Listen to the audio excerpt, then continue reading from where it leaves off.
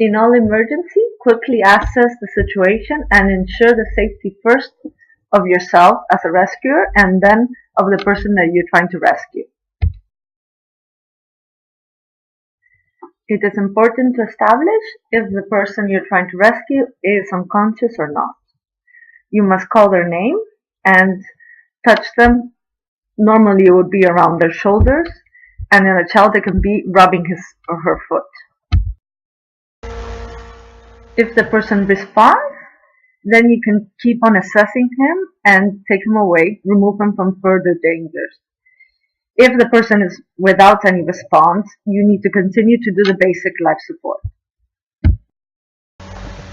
If you are the only rescuer by yourself, don't leave the person you're rescuing on his own.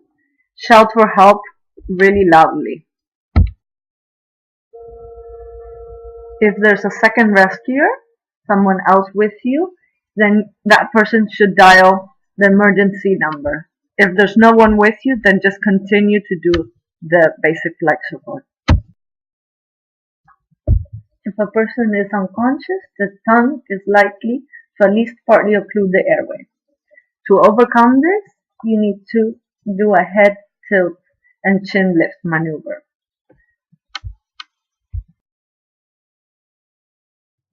The head tilt is done by placing one hand on their forehead and gently tilting their head back. The chin lift is performed by placing the fingertips on the rescuer's hand on the bony part of the lower jaw and lifting the chin upwards.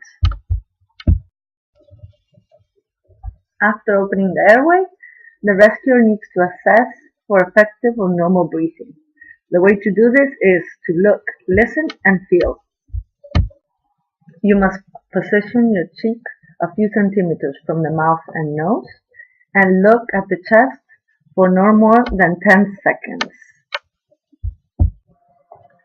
By doing this, you can assess the chest movements and the airflow through the mouth and nose. If there is no breathing, then continue with the basic life support.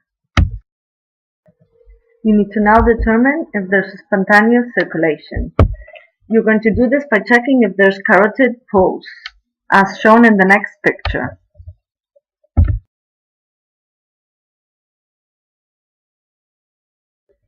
If there is no pulse, then you must start chest compressions.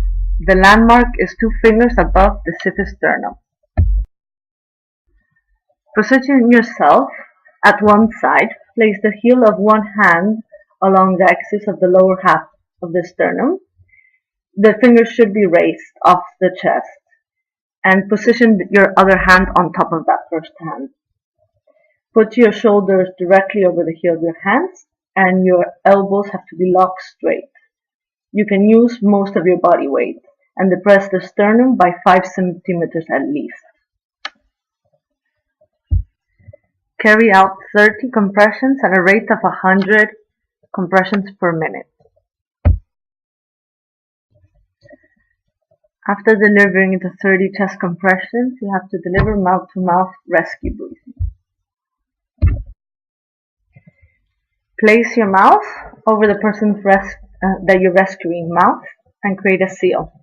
Use your fingers to put them on the top of the head to tilt their head and occlude the nostrils to ensure that the breath does not escape through the nostrils.